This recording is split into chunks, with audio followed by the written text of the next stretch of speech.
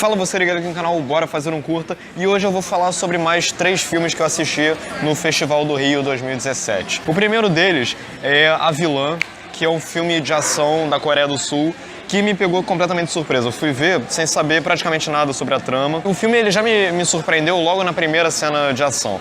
O filme ele já começa com uma cena de porradaria e tiro e facada, que é bem longa, é um plano sequência mesmo, em primeira pessoa na maior parte do tempo, e que até me lembrou um pouco o Hardcore Henry, que é uma coprodução entre os Estados Unidos e Rússia, que foi feita ano passado, se não me engano, que era um filme todo em primeira pessoa, mas o A Vilã não é um filme inteiro em primeira pessoa. Mas ainda assim, a primeira cena de ação ela funciona muito bem. Engraçado que a direção, que é do... como é que é o nome do cara? Jung Byung-gil. Ela consegue transitar entre algumas técnicas diferentes de filmagem dentro de um mesmo plano. Começa com uma câmera subjetiva, como eu falei, em primeira pessoa, dela dando tiros e facadas, etc. Aí a câmera se distancia e vira uma cena em terceira pessoa.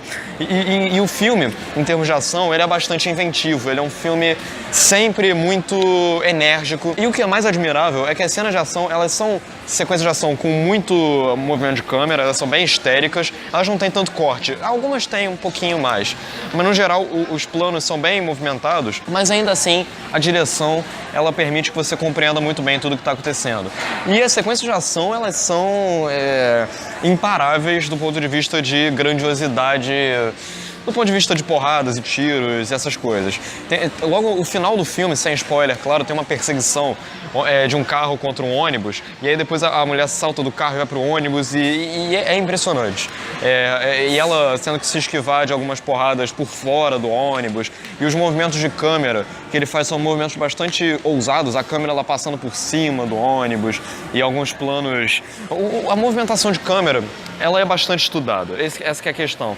E mesmo que o filme seja tão estiloso e tão agressivo e tão enérgico, você ainda assim consegue compreender o que está acontecendo de uma maneira bem disciplinada. Do ponto de vista de sequência de ação, o filme é formidável. Inclusive o Jung Byung-gil, anotem esse nome porque esse cara ele vai atrair a atenção de Hollywood. Não tem a menor dúvida disso. Se houver justiça no mundo, ele vai ser chamado para fazer alguma coisa em Hollywood, porque é impecável. Esse filme, eu saí do cinema com a sensação de que depois de alguns anos ele poderia, inclusive, se tornar meio que um cult do gênero ação, que nem é o Dredd, que nem é o The Raid, que nem é, daqui a alguns anos, talvez, o Hardcore Henry. É um filme que, do ponto de vista de ação, ele é impecável. A história, ela é um pouquinho mais frágil do que a ação em si. Primeiro que a premissa do filme em si, ela é uma assassina que é criada por uma organização e depois ela tem que se voltar contra essa organização e tem várias reviravoltas. Então é uma trama batida e, além disso, o filme, em alguns momentos, ele se torna mais complicado e mais confuso do que o ideal. Mas apesar disso é um ótimo filme, com sequências de ação fantásticas, formidáveis e uma fotografia multicolorida, muito saturada inclusive, e que facilita ainda mais a compreensão do que está acontecendo. Você percebe a diferença entre as cores, isso cria uma organização visual um pouquinho melhor. O segundo filme que eu vou comentar é o Autocrítica de um Cão Burguês, que é um filme alemão. Outro filme que eu fui ver sem saber praticamente nada, mas o nome em si, Autocrítica de um Cão Burguês, ele me chamou a atenção. E, para minha surpresa, é um dos filmes mais divertidos que eu vi no Festival do Rio. É um filme realmente muito inventivo, com uma comédia bastante ácida. A trama do filme, ela gira em torno de um cineasta que se diz comunista e ele quer fazer um filme, ele tem esse projeto. E aí a história acompanha ele simplesmente indo para uma colheita de maçãs, meio que um campeonatozinho. E aí, dentro dessa colheita, ele conhece outros personagens. E aí, a partir daí, se forma o humor do filme, porque alguns dos personagens dentro dessa colheita são personagens bem politicamente insanos até certo ponto. Tem um personagem que é um fascista maluco que fala num tom de voz ameaçador e vai contra a democracia da votação entre todo mundo. E depois tem os caras que querem fundar o comunismo sem comunistas. E o filme tem uma coisa que talvez até incomode alguns cristãos, que é a representação de São Francisco de Assis. Que sim, ele está presente no filme, ele é um personagem do filme, São Francisco de Assis, e Talvez soe ofensivo para algumas pessoas, mas eu achei hilário, realmente. São Francisco de Assis com aquela representação super serena, mas ele é como se ele estivesse sendo feito de otário o tempo todo, ele tá colhendo maçãs pros outros, e aí chega um cara e fala, me passa as maçãs, e ele passa na maior tranquilidade, sem perceber que tá sendo feito de otário, e ele é preso, e ele fica correndo de um lado pro outro, a performance corporal dele é engraçadíssima. O personagem é um idiota, na verdade, no filme, sendo bem objetivo, mas é engraçado. Algumas pessoas talvez encarem como escárnio, mas dentro da lógica bem humorada do filme, acaba funcionando muitíssimo bem. E o filme, ele, como eu falei, a graça do filme se constrói nessas situações politicamente ácidas e simbólicas, mas de uma maneira óbvia, claro. E o humor do filme é um humor bastante peculiar e é por isso que eu gostei muito do filme. É um filme engraçado, um filme divertido, que tem um ritmo muito bom, ele tem 1h30, e ele é bem ligeiro na sua duração. Realmente gostei bastante do filme e ele termina, inclusive, sem spoiler, claro, mas ele termina com algo que pode ser encarado como uma metalinguagem, inclusive. Como eu falei, o protagonista ele é um cineasta e o filme envolve uma metalinguagem indiretamente. Além, é claro, de ser pontuado por um humor sempre absurdo, do tipo personagens que cavam um buraco para salvar uma pessoa que está dentro de uma prisão.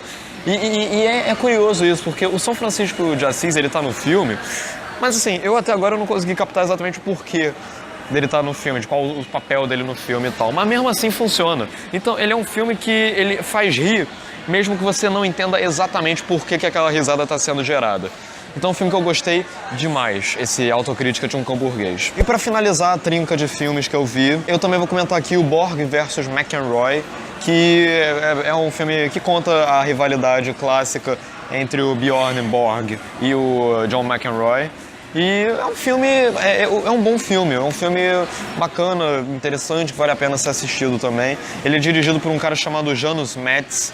E o filme, ele na prática, ele é um filme de esporte, ele é um filme de rivalidade. Quem assistiu a Rush do Ron Howard, com Chris Hemsworth, o Daniel Bru, esse filme aqui, o Borg vs McEnroe, é basicamente um Rush, só que tira a Fórmula 1 e coloca o tênis. Você tem o Borg vs McEnroe.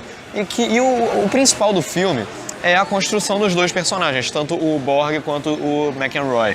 São dois personagens complexos. À primeira vista, o Borg pode parecer um cara mais popular, com dilemas pessoais, um cara mais humanizado, mais bondoso, mais certinho, mas depois de um tempo, o filme vai criando camadas pro personagem. Ele toma atitudes erradíssimas, movidas muitas vezes pelo ego, inclusive. Ele é um personagem com um certo grau de imaturidade, sim. Então, o herói, entre aspas, do filme, ele não é o herói com todas as perfeições. Ao mesmo tempo, o McEnroe, que é vivido pelo Shia LaBeouf, ele é um personagem completamente surtado, completamente que é capaz de atitudes bem grosseiras, de surtar na frente do público. Ele não ele não é motivo de idolatria para ninguém. Ninguém quer ser como o McEnroe. Ele é um cara completamente louco, mais ou menos que nem o próprio Shia LaBeouf é na vida real.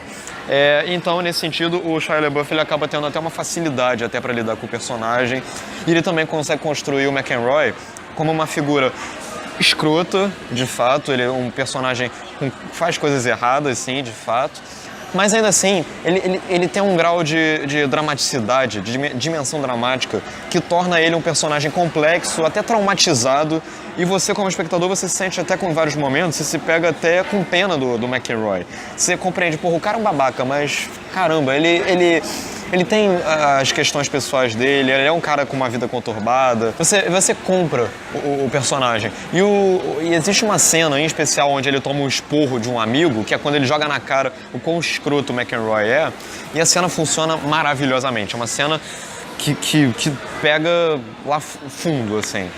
O filme ele só tem um probleminha na hora de construir a rivalidade entre os dois. O filme ele consegue compor muito bem os dois personagens separados. Agora, juntos, o sentimento de hostilidade, de rivalidade crescente não é muito claro no filme. Então, quando chega o final do filme e rola a partida de tênis, não existe uma catarse, você não sente que aquilo ali é o fechamento de um arco bonitinho que começou e que envolve os dois acoplados. Não, é uma coisa que simplesmente ocorre. você não sente o ápice de uma escala que foi construída em conjunto, não. Você sente que são duas escalas que foram construídas separadamente e que chegaram a um ápice cada uma por si só. Mas apesar disso, ele é um filme competente, muito bem dirigido e muito bem montado, inclusive. Logo no primeiro ato do filme, quando ele transita entre o presente e o passado deles, quando eles crescendo e treinando, é muito eficiente, existe uma fluidez narrativa. E a montagem rítmica em várias cenas, onde eles estão se preparando, onde eles estão testando as raquetes, onde eles estão jogando finalmente, tem bastante ritmo e ela funciona muito bem de uma maneira pulsante até. Além, é claro, da batalha final entre os dois ser conduzida de uma maneira extremamente enérgica, cheia de emoção. O que faltou na batalha final da Guerra dos Sexos, que é um ótimo filme, claro, mas a batalha final ela é um pouco imaginativa. No Borg vs McEnroy não, a batalha final entre os dois ela funciona muitíssimo bem. Então é isso, é um bom filme, Borg vs McEnroy, estreia nas próximas semanas, eu recomendo que você assista. Não é um filme particularmente inesquecível, mas é um filme que vale a pena sim, é um filme bastante eficaz esse Borg vs McEnroy. 3 filmes aqui, 2 ótimos, 1 bem bom. Então é isso, um grande abraço e continuamos aqui a cobertura do Festival do Rio 2017. Valeu!